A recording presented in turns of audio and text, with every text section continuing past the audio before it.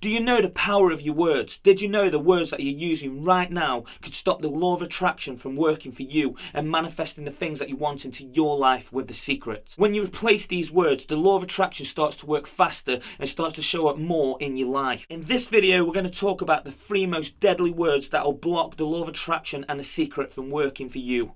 This is Marcus Birks from marcusbirks.com, and I help people reshape their life with no nonsense law of attraction to create a world that you design.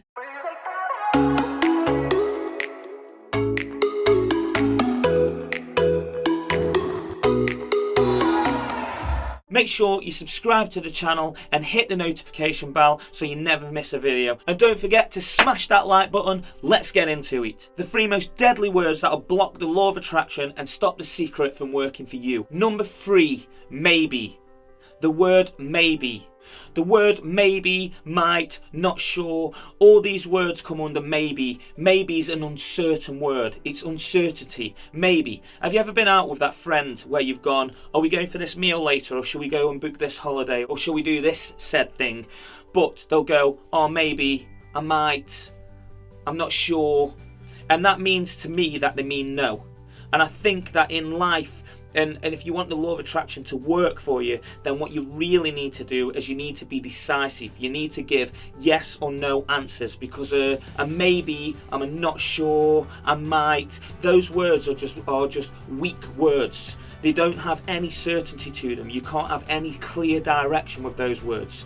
A definite yes and a definite no definitely is going to work better. So the next time you're in a situation and somebody asks you, do you want to come for that meal, or do you want to come on that holiday, or do you want to do this said thing, then think about this and think, do I say maybe or not sure, or do I just give the actual answer? Because you know deep down what your real answer is. Sometimes when we say, oh maybe, you really want to say no, but you put off trying to say no because you don't want to hurt their feelings. You know, in my own journey, I went through most of my life being in pretty good shape, taking care of myself throughout most of my life, and over the last sort of 10 years or so, I really was yo-yoing with my diet, and every time I was going into the gym, I'd get really motivated, and I'd be kind of going for a few days and a few weeks and really getting in there, and I was yo-yoing.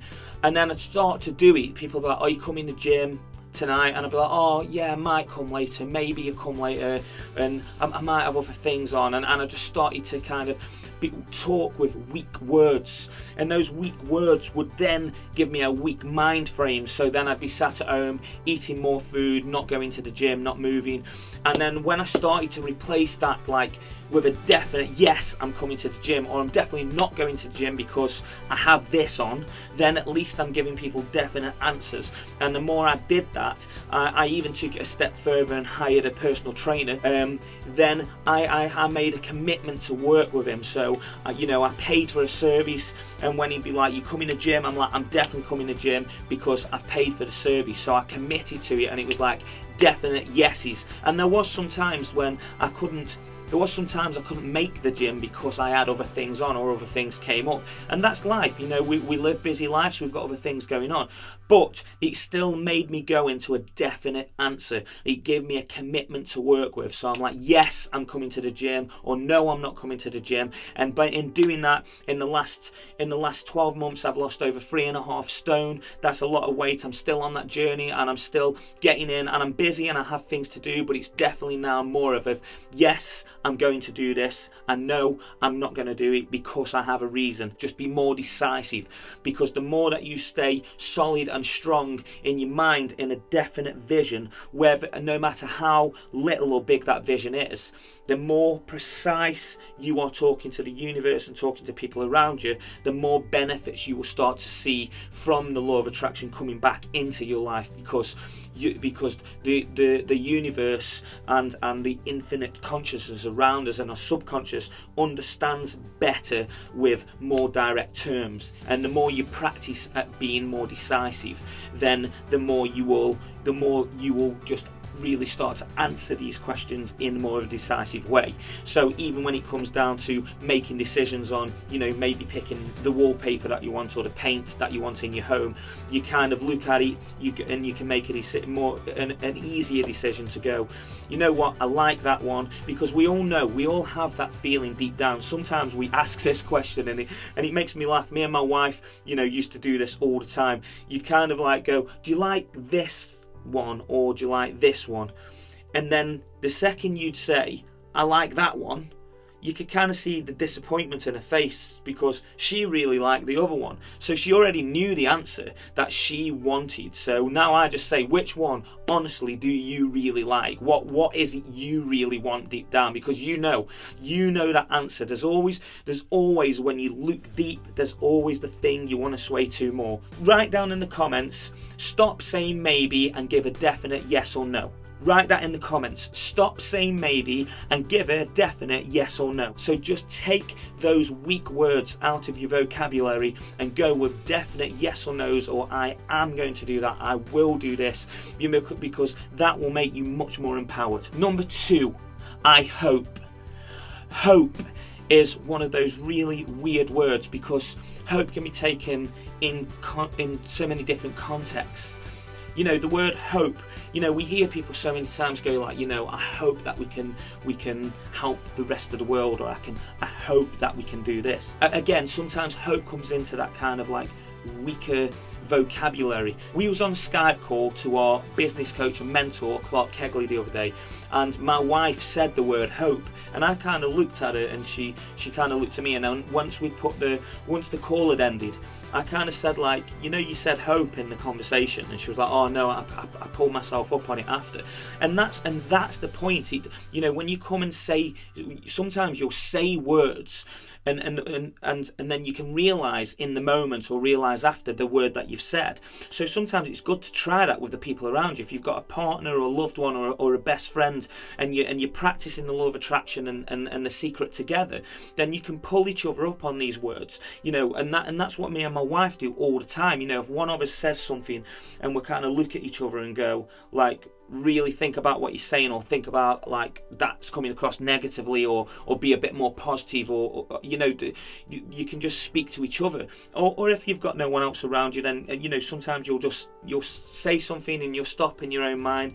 And sometimes I'll do it. I'll be like, oh yeah, no, I hope we get on this show, or I hope we pull this deal off. And then I'm like, no, no, I don't hope, we will pull that deal off. Or sometimes I'll say like, oh, I hope one day that I'm gonna get that home in the south of France and have that Ferrari parked on the drive. And it's like, then I stop myself and it's like, no, I will have that home in the south of France, and I will have that Ferrari parked in the drive.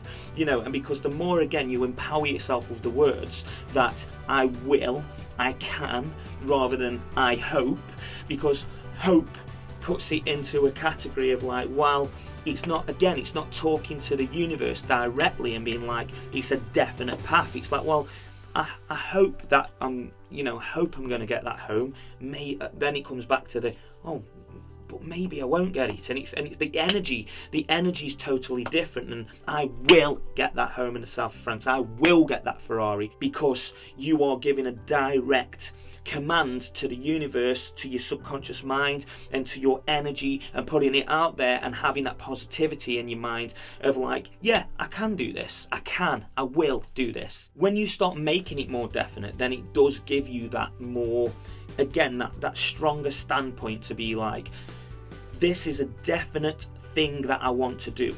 And take away the hope, because if you're driving towards something anyway, then it is or isn't going to happen based on how much you really want it to happen, and what action steps you take towards making it happen, and a whole array of events that will make it happen. So all you can ever do is go, I will do it, and I will work towards the said goal or the thing that I want, and I'm going to do my absolute best to do it. That takes away any hope. That is definite. That is all about I am, and I will do my absolute best, and I will give my 100% towards the thing that I want to do, or the decision that I'm going to make, because it is more decisive and down the line and talks more directly to the universe. So you're not actually talking in a weak term where you're not giving a strong command. And that's why some of these words can be deadly, as in deadly to stopping the things that you want coming into your life. Sometimes when people go, let's have hope for the world, let's have hope for the world, let's have hope for the starving people in the world, let's have hope for the poor people in the world. And you know what? I understand where they're coming from when they say let's have that hope, but again, instead of let's have that hope, let's make the little difference that we can make. Make the little difference that you can make to your contribution in your universe, in your reality, because every little tiny thing helps. Because I'll be talking in other videos about the yin and yang of life, the good and bad, the dark and light, and how that is actually how existence actually works, that existence can't exist without those things, and that we are never going to change everything on the big picture with hope, because then again on that big picture, when it's only hope, then it's again coming from that standpoint of our hope that we can change this, instead of each individually making our own path in life where we're making our own fragment, because we're all connected anyway through this infinite consciousness.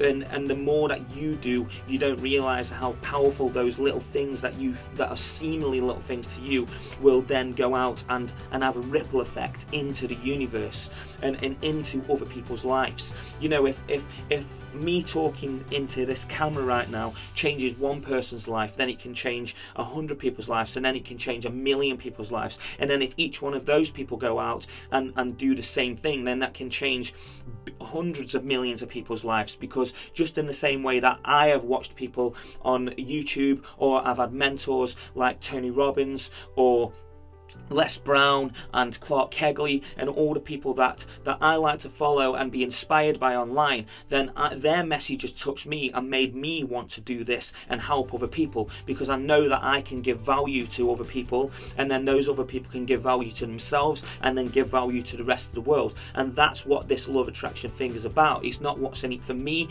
it's what's in it for us. And I absolutely love that notion. I love the notion of it's about what's in it for us as a whole energy, as a whole force together. So that's why the reason I'm saying take away the words like hope and replace them with stronger words like I will take action towards that, I can, rather than I hope. Number 1, the word can't. That is a word that I've saved to be number 1, because it is so important to get rid of that word out of your life if you ever want the law of attraction or the secret to work in your life. Because the word can't is, in my opinion, one of the most damaging words that you can ever say.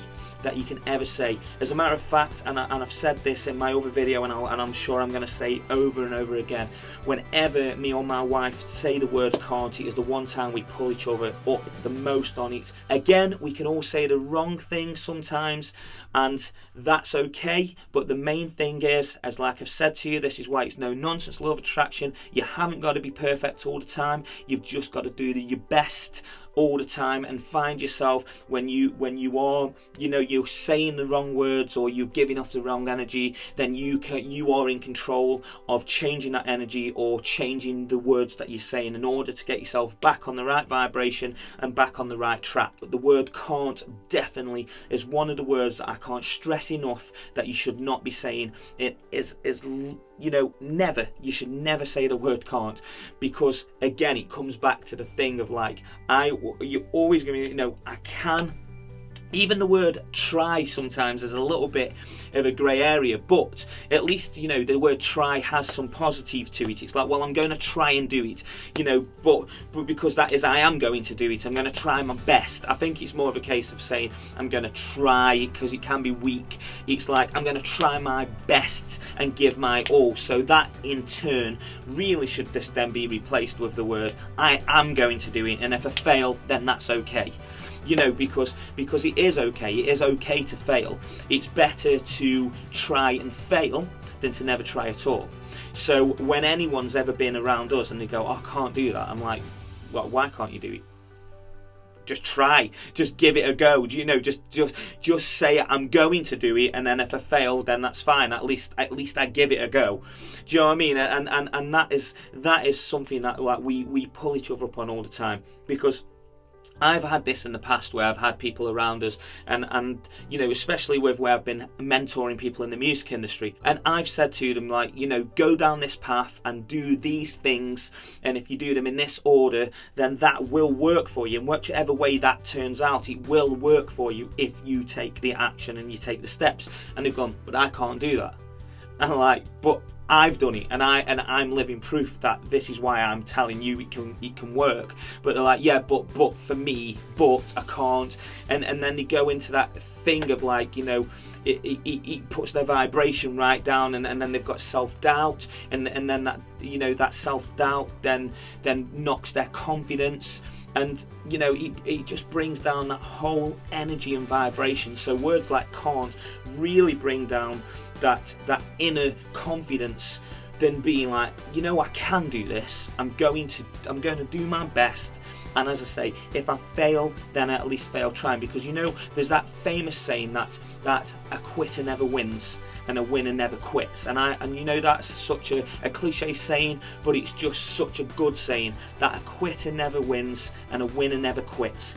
And that is just so true, because the notion of failure, when I was growing up in my story and trying to make it in the music industry, and you know, every time I'd get so close and then it wouldn't work out, and I'd be like, oh, I'm never going to make it, I'm failing, and everyone would be like, oh, you know, you failed again, why don't you just be normal like the rest of us, why don't you do this, why don't you do that? And then eventually I started to kind of find mentors and find a stronger path in life, and I was like, you know what, all of these failures have just been lessons that I've learned. Every time I've fallen, I've learned that little bit more of how not to do it.